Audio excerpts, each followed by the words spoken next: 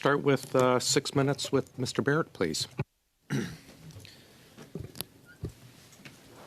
So we're asking you these questions today in the context that we live in Canada. That's with housing prices having doubled, rent having doubled, and we have 1 in 4 Canadians saying that they're going to be relying on food banks this fall. And at the same time, we have the Prime Minister's media buddy who gets a well-paid government appointment in New York City, and the existing multi-million-dollar condo is deemed not good enough, and a $9 million luxury condo is purchased for his exclusive use. I'll start with you, Ms. Tattersall. Who signed off on the decision? So as I said in my opening remarks, the decision was taken under the authority of global affairs. So who signed off would have followed the delegation instrument within global affairs. Okay, so from your department, who was the most senior person who touched the file? So nobody touched the file at Treasury Board Secretariat because the transaction fell within the limits of $10 million. Of $10 million. Okay. So the decision was at global affairs. Mr. Quinlan, you're an assistant deputy minister. Who was the most senior person in your department who signed off or touched this file? Thank you, Mr. Chair. The chief appraiser in this case, Madam Shaw, who's accompanying me today, was the most senior person who dealt with this file. Okay, so we have a 3,600 square foot, 3-bedroom plus studio, 4-bathroom, 4.5 baths, with a pool, his and her salons, paddle court, golf simulator. Was this purchase, in the context that I mentioned about the cost of living crisis that Canadians are facing, was this flagged for the minister? Madame Bouchard, as the most senior person in your department who touched the file, this excessive, this opulent purchase, was this not something that merited the awareness of the minister?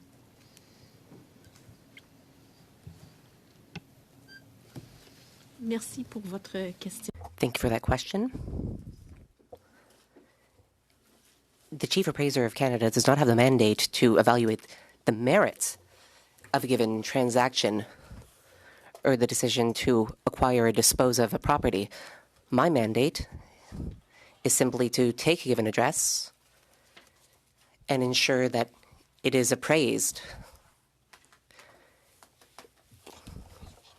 For deciding the value that Canadians get for the purchase, you decide the value of the asset. Who is responsible? And I'm not sure if Treasury Board or if one of you folks would like to respond, but who ultimately is responsible for the value that workers in Western Canada, workers in the prairies, workers in Ontario, Quebec, the Atlantic provinces, what value do they get for this $9 million luxury suite for Justin Trudeau's buddy? Where's the value for Canadian taxpayers here? He was living in a house paid for by the taxpayers. So if it's helpful to the committee in the examination, I can talk through the principle of best value that sits within the Treasury Board policy. Okay, so when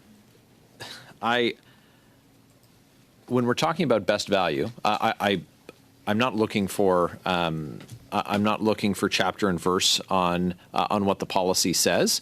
What I'm looking for is the practical application of that. So it falls below a threshold of $10 million and therefore doesn't, trigger the need for Treasury Board review, which I think is that's wild. In this respect, multi-million-dollar estates not triggering the review of Treasury Board. We've seen at this committee before and others where Liberal members have said that, these decisions are all left to bureaucrats. There's absolutely no ministers who are responsible for any of the tens of millions of dollars that get spent. So this is a condo on Billionaires Row in Manhattan. We have government facilities available to the appointee to host meetings that aren't next to his bedroom. So what is the value that Canadians get for this $9 million purchase in Manhattan? So if it's helpful, I can explain that you only hold real property to serve a program purpose. So there's two aspects, I think, to the questions that you may have. One, which is, what are the programmatic mission requirements that would drive the decision to have an official residence in a specific area? Those are driven by global affairs, and I think in the submission to the committee, they reference their policy that drives those requirements. So real property exists for requirements, and then when they go to acquire, what I would expect to see and what I think this committee would want to hear from global affairs about is, did they undertake a cost, like a full life cycle cost analysis of the different options? Did they look at keeping it and making the upgrades? Did they look at what the cost, the full cost, would be of acquiring something new, either through a purchase or through a lease? And what was the results of that analysis, and did it show the value? So that's sort of what the Treasury Board policy sets out, and there's two aspects to that. Thank you, ma'am. Thanks very much, Mr. Barrett. Mr. Jory, go ahead, please.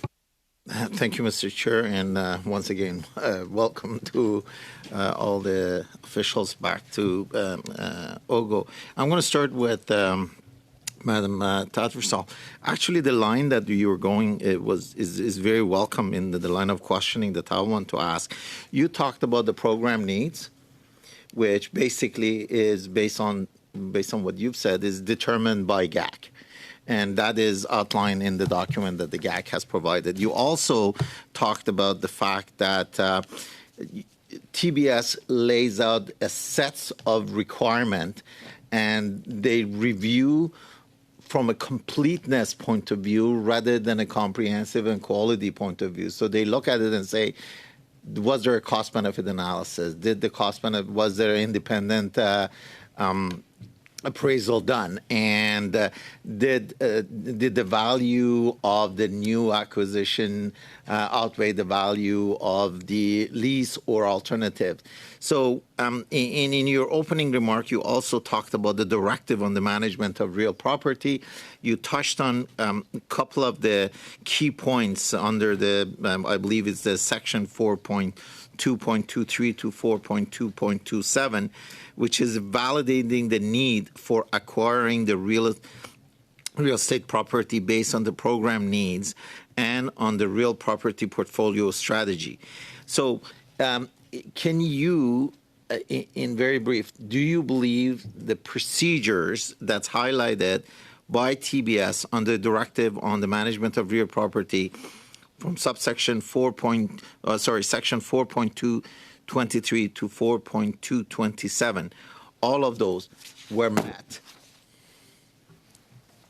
So thank you for the question.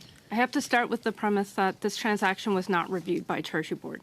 So I can't confirm what GAC did on this transaction. I know officials are here tomorrow and they can confirm that. What I can say is I understand that they undertook a financial analysis of the life cycle costs. I think that's something that this committee may want to ask GAC officials tomorrow. And what I can say is what would be maybe helpful for this committee in talking with GAC officials is to understand what due diligence they undertook. We know they undertook an appraisal. I understand they've undertaken a financial analysis. They should set out any other additional due diligence. I believe, and I'm reading the information they submitted to this committee, that in terms of the open aspect of the requirements, that they engaged a broker to look at a list of properties. So there are things that I understand from the submission to the committee that they've undertaken, but I can't confirm. I think that's something that GAC officials will have to confirm to this committee when they appear.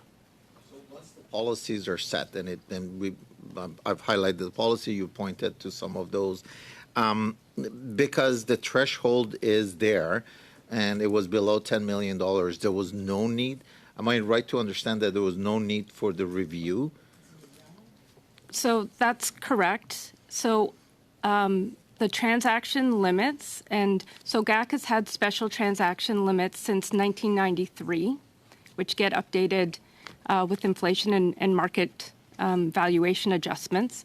But within their authority, they have full authority to transact. But as I said in my opening remarks, it should still be consistent with the Treasury Board policy. So Treasury Board sets up the policy, but because it fell under the $10 million threshold, there was no need perceived to just even from a completeness. Did you have this? Did you have this? Did you have this? Because it's not needed as per the policy.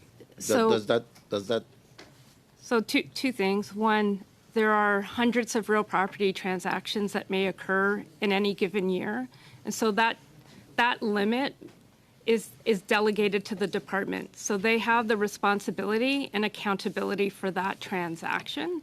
And so within their governance and oversight, the expectation would be that when they undertook the transaction, that they ensured that their real property management framework, set out all the right decision points and set out the right sort of approaches and steps to ensure consistency with the policy. Is GAC the only department that has threshold?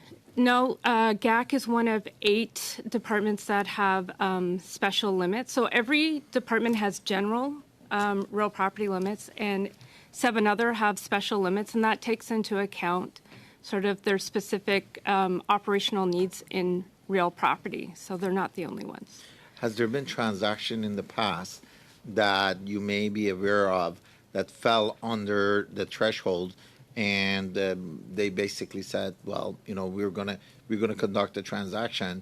We don't have to specifically report to TBS, or TBS said it fell under the threshold, therefore we're not going to review it?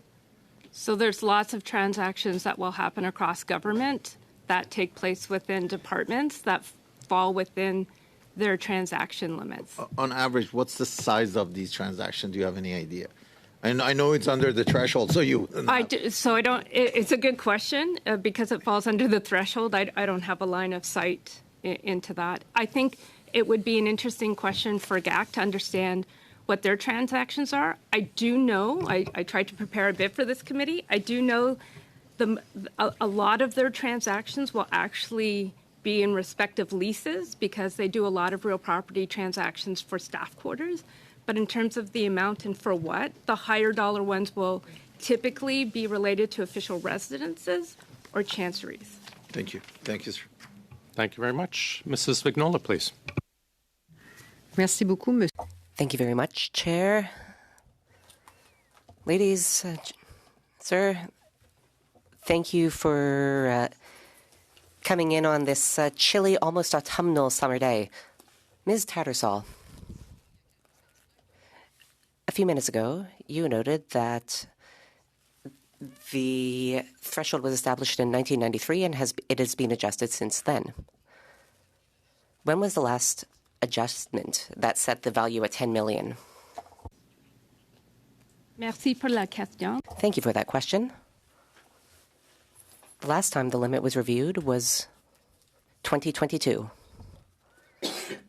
There was an adjustment setting the value at $10 million for that department. When that was carried out, what was the limit? The previous time the limit was updated was in 2006. No. In 2022, what was it? So that set it to $10 million before. It was $4 million. That was back in 2006. So there was a number of 40 years, but that's only 16 years. Sorry, 16.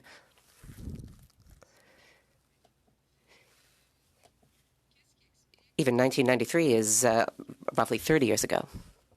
So what explains that $4 million was raised all the way up till $10 million? Were requests to exceed the authority so frequent that it was determined that the limit was way too low? I'll start in French, but I might move into English later. There was an assessment every 6 years, if I understand correctly. May 19th, 2026, had not been updated for 16 years. Your math is better than mine. And what GAC did was it did a review of where it holds properties in 23 markets. Mais je vais reprendre ma question.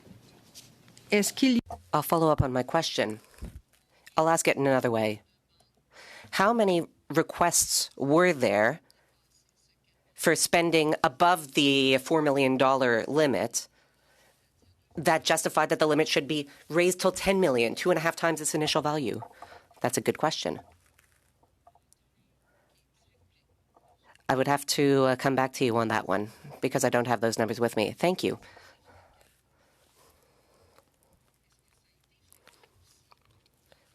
Was it common?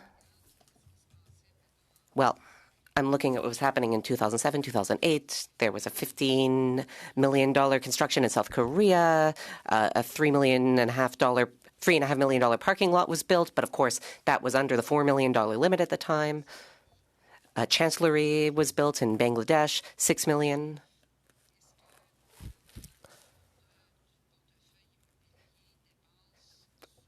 Does the value of real estate often go above $5, $6, $7 million? Or is that something exceptional? I'll answer in English. Quand il y a un projet comme une... When there is a project, like a construction project, for example, that could require Treasury Board review because that would be a project. During a project, there might be a number of reasons for a review. Capacity, there's an assessment for that. It could come to Treasury Board. During the last few years, I'm not aware of any major real property transactions that have come to Treasury Board. OK. Donc, si je comprends bien, So if I am understanding correctly, in this case, the New York case, you didn't have to grant authority because it was under the $10 million threshold. Does the $10 million threshold include or exclude life cycle costs of the apartment? Or is it just $10 million only for the purchase and that's it? Just for the purchase and that's it? Do you have any sense of the life cycle costs? Was a maintenance plan taken into account? We wouldn't want an apartment to fall into disrepair. That's not something established, but it's a good point. It was just a question. Normally, when you buy a house, you figure out that you're going to have to repair the roof or the windows in 5 years, so I imagine there was some similar planning. In this case, I would hope so, at any rate. Maybe this question is more for GAC, but I'll ask you, Ms. Bouchard. GAC sent an appraisal report for the residence on 47th in New York. Wonderful building. I'd actually seen it in real life, not realizing it was this one. The report says an appraisal report was carried out, and in U.S. dollars, the apartment is worth roughly $6 million. So that gives us roughly $9 million in Canadian dollars. Was there an equivalent appraisal report for the Park Avenue residence, which is now up for sale? As part of its procedures, Global Affairs called upon my office to obtain a market value appraisal. One was carried out, I believe, in 2023. I'd need to look into my notes to get the exact month, but I believe it was in June.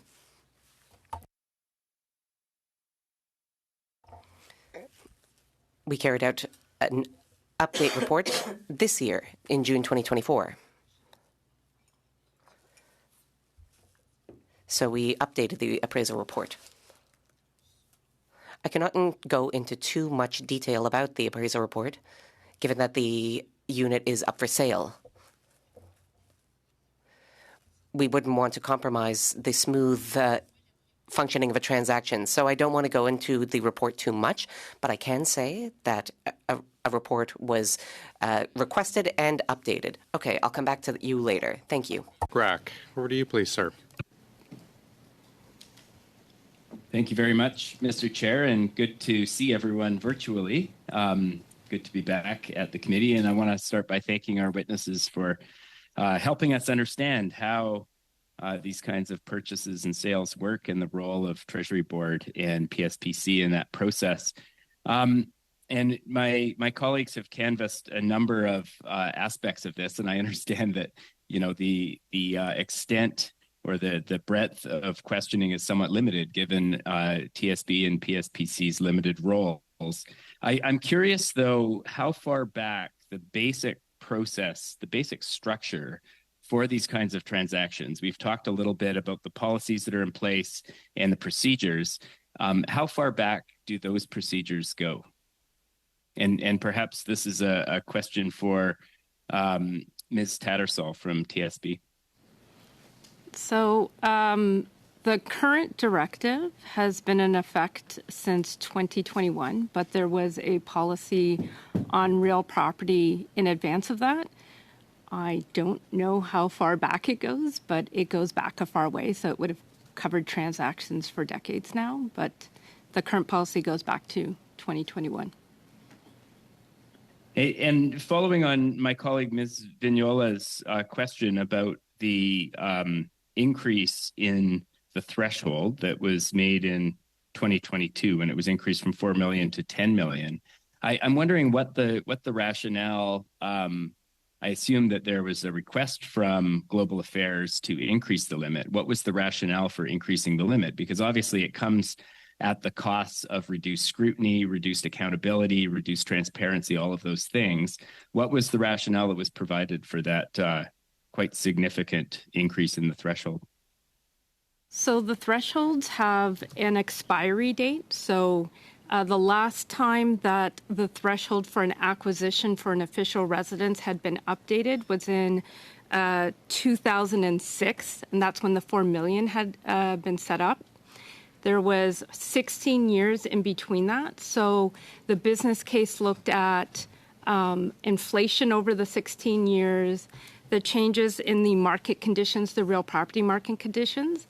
And then it may be important to hear from GAC officials as well. But they basically, is my understanding from that increase, they looked at 23 different markets because GAC has missions in, I think, over 100 countries.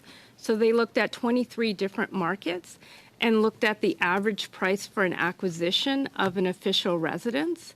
And it was on that basis that the update to the limit was made. Again, as I previously said, that those limits are looked at on a regular basis, and the next time the scheduled review of those limits is in 2026. What would the downside or the risks be of leaving the $4 million limit in place to ensure greater scrutiny of these transactions? So first, I think it's important to note that Global Affairs, even if they're taking the transaction under their own authorities, still has to ensure that they have the proper due diligence, the proper scrutiny, the proper decision making. So I think that's an important first. The next thing would be to understand what their real property holdings are. And so I don't know if I have details on that, but typically I think it's a question for GAC as to how many official residences or chanceries that they own around the world and how that would bump up against the limit. The bigger ones, the more complex ones that may have a project element would certainly come into the board if it was over their risk and capacity.